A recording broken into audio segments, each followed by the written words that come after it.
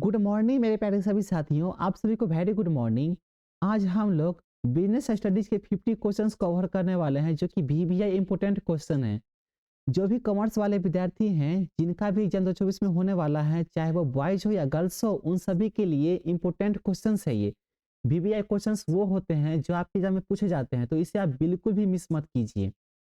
आज का जो मोटिवेशन लाइन है, कुछ लोग नींद में सफलता का सपना देखते हैं, वहीं कुछ लोग सपने को पूरा करने के लिए अपना कार्य करते हैं। देखिए, जितना ये लाइन आपके लिए ज़रूरी है, उतना मेरे खुद के लिए भी ज़रूरी है। मैं बताता हूँ क्यों ज़रूरी है। देखिए, कुछ लोग नींद में सफलता का सपना देखते हैं। कई विद्यार्थी ऐसे होते हैं जो अपने सपने को पूरा करने के लिए वो सो जाते हैं। उन्हें लगता है कि सो जाएँगे तो मेरे सपने में जो हो जाएगा, वो हो जाएगा मेरे साथ, है ना? यानी कि वो सोचते हैं कि मैं अगर टॉप कर पाऊँगा या मेरे सपने में ऐसा आया है कि मैं टॉप हो गया हूँ या मैं फर्स्ट हो गया हूँ, तो उन्हें लगता है सपने से ही पूरा हो जाएगा, है ना? कई विद्यार्थी ऐसे होते हैं जो सपना का ही सपना देखते रहते हैं, यानी कि किसी लड़की का। तो ऐसी बिल्कुल भी मत कीजिए, आपका एग्ज़ाम सर पे है। और कई विद्यार्थी इतने मेहनती, इतने ईमानदार होते हैं खुद के प्रति कि वो अपने काम को इतना सीरियसली ले लेते हैं कि वो चाहते हैं कि मैं अपने काम को बेहतरीन ढंग से कर सकूँ, है ना? एग्ज़ाम देखिए, जितने भी विद्यार्थी एग्ज़ाम देने वाले हैं, उसमें कई विद्यार्थी बहुत सारे तेज़ भी होंगे, है ना? बहुत सारे थोड़ा-सा कमज़ोर भी होंगे, कुछ ज़्यादा कमज़ोर होंगे, लेकिन मेहनत तो सबको करना ही करना है, क्योंकि एग्ज़ाम तो सभी का है ना? जो भी इंटर वाले विद्यार्थी हैं, ठीक है? तो ये लाइन आपके लिए जितना ज़रूरी है, उतना मेरे लिए भी ज़रूरी है। एक लाइन मैं इसमें जोड़ना चाहूँगा, देखिए, मैं सुबह 4 बजे उठ के आपके लिए इतना इतना सारा क्वेश्चंस, ये वीवीआई क्वेश्चंस मैं तैयार कर पाया हूँ, तो आपका भी तो उत्तरदायित्व तो बनता है ना कि आपका जो एग्ज़ाम है, वो मैं सुबह 4 बजे उठ के क्यों ना तैयारी करूँ, जो कि मेरे टीचर्स, यानी कि मेरे जो लेक्चरर होंगे, मेरे जो टीचर होंगे, वो मेरे लिए इतनी बेहतरीन ढंग से एग्ज़ाम की तैयारी करवा रहे हैं हम सभी को। तो मेरा भी उत्तरदायित्व बनता है कि मैं भी सुबह 4 बजे उठ के अपनी पढ़ाई जो है वो कंप्लीट कर सकूँ और अपना स्कोर अच्छा से अच्छा खड़ा कर सकूँ, है ना? चलिए, आज का सारे क्वेश्चंस देख लेते हैं। पहला क्वेश्चंस है, एक ऐसी विधि है जो कार्य को पूरा करती है, वो कौन सी विधि है? तो यानी कि प्रोसेस, आप प्रोसेस ही नहीं करोगे तो कार्य कैसे पूरा होगा? तो प्रोसेस इसका सही आंसर हो जाएगा। अगला क्वेश्चन है, नियोजन आधारित है, प्लानिंग इज बेस्ड ऑन, किस पर? तो भूतकाल पर। ठीक है, सही आंसर इसका हो जाएगा फर्स्ट। अगला क्वेश्चन है, नियोजन प्रबंध कार्य है क्या? तो द्वितीयक है। कौन सी है? तो द्वितीयक, यानी कि सेकेंडरी। सही आंसर इसका 2 हो जाएगा। देखिए, आपके लिए दोनों ऑप्शन है, इंग्लिश हिंदी दोनों कॉन्टेक्ट दिया गया है ना? तो दोनों कॉन्टेक्ट में से आपको जो भी समझ में आए, यानी कि इंग्लिश में समझ में आए तो इंग्लिश में पढ़िए, हिंदी में समझ आए तो हिंदी में पढ़िए। ठीक है, अगला क्वेश्चन है, निम्नलिखित में से कौन सी नियोजन की सीमा नहीं है? Which of the following is not a limitation of planning? तो कौन सी नहीं है? तो नियंत्रण का आधार ये नहीं है। सही आंसर इसका 2 है। अगला क्वेश्चन है, एक अच्छी योजना होती है, ए गुड प्लान इज क्या होती है? तो लोचपूर्ण होती है, यानी कि फ्लेक्सिबल। सही आंसर इसका 3 हो जाएगा। अगला क्वेश्चन है, नियोजन क्या है? नियोजन प्लानिंग क्या होता है? यानी कि भूतकाल के लिए भी होता है, भविष्य के लिए भी होता है। आप कोई चीज प्लान करते हो तो आप सोच समझ के करते हो ना कि वर्तमान में मुझे क्या हो रहा है, अब भूतकाल में मुझे मेरे साथ क्या हो चुका है या भविष्य में मेरे साथ क्या होने वाला है। तो ये जो है ना, सभी जो ऑप्शन है सभी सही है, तो इसका सही आंसर हो जाएगा 4। अगला क्वेश्चन है, नियोजन है, प्लानिंग इज लक्ष्य अभिमुखी, उद्देश्य अभिमुखी, मानसिक प्रक्रिया, यह सभी। तो ये सभी है, यानी कि गोल भी है, ऑब्जेक्टिव भी है और मेंटली भी आपको प्रिपेयर होना पड़ता है प्लानिंग के लिए, तो ये सभी हो जाएगा। अगला क्वेश्चन है, नियोजन सभी प्रबंधकीय क्रियाओं का है क्या? प्रारंभ तथा अंत दोनों। तो ये प्रारंभ तथा अंत दोनों हो जाएगा, तो इसका सही आंसर 3 हो जाएगा। अगला क्वेश्चन है, बजट का अर्थ है, बजट का अर्थ क्या होता है? तो statement of expected result expressed in numerical item, यानी कि आशान्वित परिणाम का अंकों में वितरण। तो इसका सही आंसर 4 हो जाएगा। अगला क्वेश्चन है, नियोजन भविष्य को पकड़ने के लिए बनाया गया पिंजरा है, यह कथन है किसका? तो एलन का, है ना? नियोजन भविष्य को पकड़ने के लिए बनाया गया पिंजरा है। प्लानिंग जो आप करते हैं तो फ्यूचर के लिए सोचते हैं ना, तो ये किसका कथन था? तो ये एलन का कथन था। सही आंसर इसका 3 हो जाएगा। क्वेश्चंस अच्छे से पढ़ना है, ठीक है? क्वेश्चन जो है अच्छे से पढ़ना है, उसके बाद सही टिक लगाना है। ऐसा ना हो कि क्वेश्चंस गलती पढ़ लिए या हम समझ ही नहीं पाए और एग्जाम में गलती करके चले आए, ठीक है। तो अच्छे से पढ़ के आइएगा, अच्छे से बना के आइएगा। अगर आप मेरे मेरे वीडियो जितने भी हैं, अगर आपको समझ में नहीं आता है एक बार में, तो उसे आप दोबारा देखने की कोशिश कीजिए, दोबारा समझने की कोशिश कीजिए, ये आपके लिए ज़रूरी है। चलिए अगला क्वेश्चन है, भारत का उदारीकरण की नीति रही है क्या? तो सफल, ठीक है, सक्सेसफुल। सही आंसर इसका हो जाएगा फर्स्ट। व्यावसायिक वातावरण को मदद नहीं करता है, ये अगला क्वेश्चन है, व्यावसायिक वातावरण को मदद नहीं करता है क्या? बाधा, अवसर, संसाधन, निश्चितता, यानी कि सर्टेनिटी, है ना। तो यानी कि निश्चितता जो है सही आंसर इसका हो जाएगा, ठीक है। चलिए अगला क्वेश्चन है, व्यवसाय के आर्थिक वातावरण को प्रभावित करती है। अभी बोल रहे थे कि नहीं करती है, अभी बोल रहे करती है। तो व्यवसाय के आर्थिक वातावरण को प्रभावित करती है क्या? तो आर्थिक प्रणाली, यानी कि इकोनॉमी सिस्टम। सही आंसर इसका फर्स्ट हो जाएगा। अगला क्वेश्चन है, उदारीकरण का अर्थ है, क्या अर्थ है? तो लाइसेंस की आवश्यकताओं एवं और नियंत्रणों का आसन करना। तो सही आंसर इसका 2 हो जाएगा। अगला क्वेश्चन है, वैश्वीकरण का अर्थ है, पहले था उदारीकरण का अर्थ है, अभी है वैश्वीकरण का अर्थ है ना। 14 और 15 नंबर क्वेश्चन सेम ही जैसे लगता है, ठीक है। तो वैश्वीकरण का अर्थ क्या है? तो विश्व की विभिन्न अर्थव्यवस्थाओं का एकीकरण। सही आंसर इसका हो जाएगा फर्स्ट। अगला प्रश्न है, सामाजिक वातावरण का निम्नलिखित में से कौन सा उदाहरण है?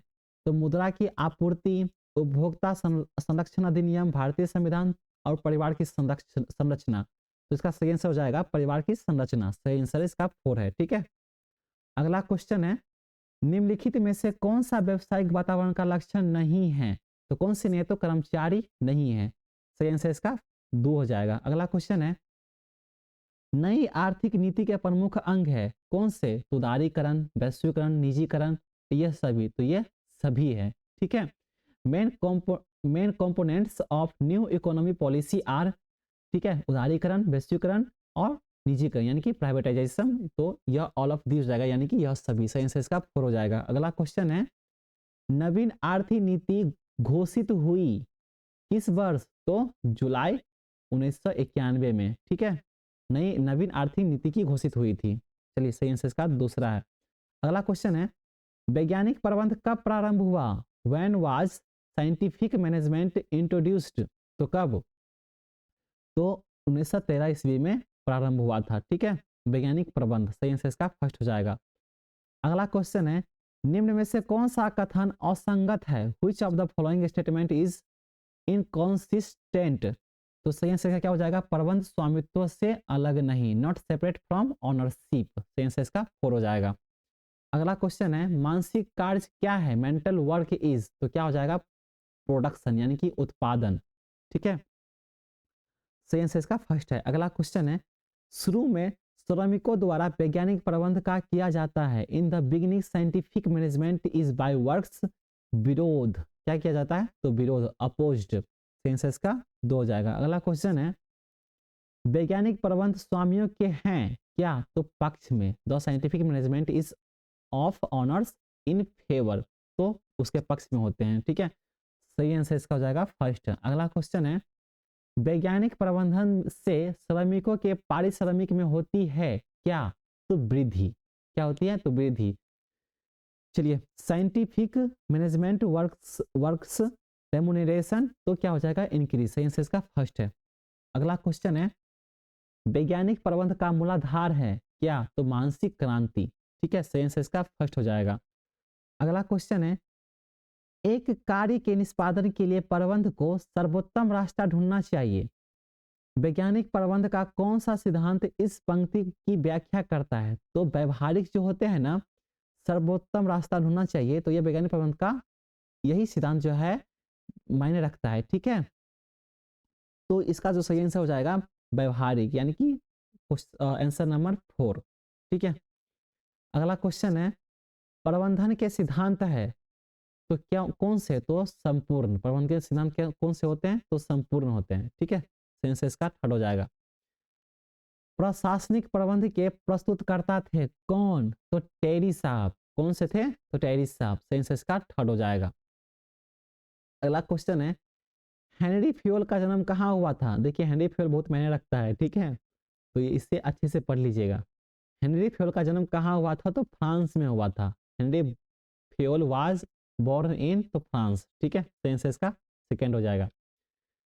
हेनरी फ्यूल के प्रबंध के कितने सिद्धांत है? ये तो सबको पता होना चाहिए कि 14 सिद्धांत है, ठीक है। वीवीआई क्वेश्चन है, ये पूछे जाते हैं एग्जाम में, बहुत सारे एग्जाम में पूछे भी गए हैं। तो सही आंसर इसका हो जाएगा थर्ड नंबर, यानी कि 14। हेनरी फ्यूल के 14 सिद्धांत है। चलिए अगला क्वेश्चन है, वैज्ञानिक प्रबंध के जन्मदाता कौन थे? तो FW टेलर थे। कौन से थे? तो FW टेलर थे। सही आंसर इसका थर्ड हो जाएगा। अगर आपको मेरे वीडियो अच्छे लग रहे हो तो आप मुझे भी अच्छे से मोटिवेट करना चाहते हैं तो आप प्लीज़ सब्सक्राइब कर लीजिए, बेल आइकन को हिट कर दीजिए, ताकि जितने भी वीडियोस आएंगे इस चैनल पे आपको नोटिफिकेशन के माध्यम से के पास तुरंत प्राप्त हो जाए, है ना। और आपका एक लाइक, कमेंट और एक सब्सक्राइब मेरे लिए बहुत मायने रखता है, ठीक है, क्योंकि मुझे उससे बहुत सारा उत्साह और बहुत सारा प्रेरणा मिलता है आप सभी के लिए काम करने के लिए, है ना। चलिए अगला क्वेश्चन है, वैज्ञानिक प्रबंधन से श्रमिकों के कार्य के घंटों में होती है क्या? तो कमी, ठीक है, सही आंसर इसका हो जाएगा सेकेंड। अगला क्वेश्चन है, वैज्ञानिक प्रबंध में उत्पादन होता है, product is scientific management is, क्या उत्पादन होता है? तो अधिकतम, मैक्सिमम। सही आंसर इसका हो जाएगा फर्स्ट। देखिए वीवीआई क्वेश्चन है, बिल्कुल भी स्किप मत कीजिए, आपके लिए बहुत ही मायने रखता है ये सारे क्वेश्चंस। चलिए वैज्ञानिक प्रबंधन के जनक थे कौन? तो टेलर साहब। वैज्ञानिक प्रबंधन के जनक कौन थे? तो टेलर साहब। सही आंसर इसका सेकंड हो जाएगा। अगला क्वेश्चन है, डायरेक्शन क्या है? तो डायरेक्शन सर्वव्यापी है, निष्पादन अभिमुखी भी है, निरंतर क्रिया भी है, तो यह सभी है। अगर आपने पिछला वीडियो नहीं देखा है तो इसमें ये सारे क्वेश्चंस कवर किए गए हैं, तो आपको वहां से मिल जाएंगे। चलिए सही आंसर इसका 4 है। अगला क्वेश्चन है, निर्देशन की प्रबंध के स्तर पर आवश्यकता होती है क्या? तो उच्च स्तर, मध्यम स्तर, निम्न स्तर, तो सभी स्तर, यानी कि यहाँ पे सभी स्तर हो जाएगा, ठीक है, सही आंसर इसका 4 है। अगला क्वेश्चन है, निर्देशन संबंधित है, डायरेक्शन इज रिलेटेड टू, तो उच्च स्तर से, मध्यम स्तर से, निम्न स्तर से, तो यानी कि 37 नंबर क्वेश्चन और 38 नंबर क्वेश्चन दोनों सेम मिलते जुलते क्वेश्चन है, तो इसका भी सही आंसर 4 है। चलिए अगला क्वेश्चन है, पर्यवेक्षण है, यानी कि सुपरविजन इज आवश्यक, यानी कि नेसेसरी, सही आंसर इसका हो जाएगा फर्स्ट। अगला क्वेश्चन है, निर्देश के तत्व हैं, एलिमेंट्स ऑफ मैनेजमेंट आर, क्या? तो मोटिवेशन, यानी कि अभिप्रेरणा, ठीक है। ये वीडियो जो है ना आपके लिए इतना मायने रखता है कि देखिए ऐसे ऐसे क्वेश्चंस मैंने कवर किए हैं इस वीडियो में, ऐसे ऐसे क्वेश्चंस तैयार किए हैं जो आप अपने खुद से भी बना सकते हैं। इसमें क्या ही पूछा गया है कि निर्देश के तत्व हैं, तो क्या हो जाएगा? मोटिवेशन, यानी कि अभिप्रेरणा, ठीक है। सभी भी आंसर है, तो प्लीज बिल्कुल इग्नोर कीजिएगा सभी को, अभिप्रेरणा यानी कि मोटिवेशन सही आंसर है। चलिए अगला क्वेश्चन है, निर्देशन के प्रमुख तत्व हैं कितने? तो 4 तत्व हैं। निर्देशन के कितने तत्व हैं? तो 4 डायरेक्शन के, ठीक है। चलिए अगला क्वेश्चन है, नियुक्तिकरण है, तो संगठन का भाग, यह भी है, कर्मचारी प्रबंध का कार्य, यह भी है, प्रबंध का कार्य, यह भी है, तो यह सभी हो जाएगा, ठीक है, सही आंसर इसका 4 हो जाएगा। अगला क्वेश्चन है, मानव संसाधन प्रबंधन से सम्मिलित है, मानव संसाधन प्रबंधन में सम्मिलित है, ह्यूमन रिसोर्स मैनेजमेंट इंक्लूड्स, तो भर्ती भी है, यानी कि रिक्रूटमेंट, सिलेक्शन, ट्रेनिंग और ऑल ऑफ दीज, तो यह सभी हो जाएगा, ठीक है, सही आंसर इसका 4 है।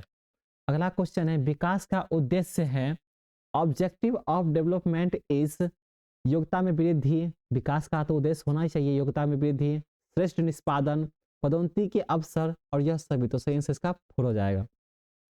अगला क्वेश्चन है, कर्मचारियों का प्रशिक्षण है क्या? तो आवश्यक, नेसेसरी, ये पहले भी शायद आया था। चलिए अगला क्वेश्चन है, अनौपचारिक संगठन की दशा में सत्ताएं होती है, ठीक है, अनौपचारिक संगठन की दशा में सत्ताएं होती है, विकेंद्रित, ये तो बिल्कुल नहीं, केंद्रित ये भी नहीं, समान रूप से वितरित तो ये भी नहीं, यानी कि कोई भी नहीं, तो सही आंसर इसका हो जाएगा 4, कोई भी नहीं इसमें से, विकेंद्रित, केंद्रित, समान रूप से वितरित, ये कोई भी नहीं होगा। केंद्रीयकरण का अर्थ है, यानी कि सेंट्रलाइजेशन रेफर टू, अधिकार का धारण, रिटेशन ऑफ अथॉरिटी, तो सही आंसर इसका हो जाएगा फर्स्ट। अगला क्वेश्चन है, उत्तरदायित्व तो होता है, यानी कि रिस्पॉन्सिबिलिटी होती है किसकी? तो अधिकारी का, ठीक है, ऑफिसर का, तो सही आंसर इसका हो जाएगा सेकेंड। अगला क्वेश्चन है, नियोजन में शामिल है, प्लानिंग इन्वॉल्व, क्या करना है, प्लानिंग में क्या करना है, प्लानिंग में कब करना है, प्लानिंग में कैसे करना है, तो यानी कि सही आंसर हो जाएगा उपरोक्त सभी, यानी कि ऑल ऑफ दीज, सही आंसर इसका 4 हो जाएगा। ये लास्ट क्वेश्चन है। नेता अधीनस्थों से काम लेता है, यहाँ पे काम लेता होना चाहिए। The leader takes work from its subordinates, यानी कि चतुराई से, है ना, बाय टेक्ट यानी कि चातुरी से, चालाकी से काम लेते हैं नेता। ठीक है, ठीक है, इतना ही था। Thank you. अगर आपको मेरे वीडियो बहुत अच्छे लगे हैं या थोड़े से भी अच्छे लगे हैं तो प्लीज़ आप अपना एक सब्सक्राइब, एक लाइक, एक कमेंट आपके लिए बहुत ही मायने रखता है, हमारे लिए बहुत मायने रखता है। ठीक है, और अगर आपको मेरे वीडियो अच्छे लगे हैं तो आप दूसरों के साथ भी शेयर कीजिए, उन्हें भी ये वीडियो दिखाने की कोशिश कीजिए ताकि वो भी अच्छे से अच्छे स्कोर खड़ा कर पाए और बेहतरीन ढंग से एग्जाम की तैयारी कर पाए, है ना। चलिए दोस्त, थैंक यू, आपका दिन शुभ हो। Thank you.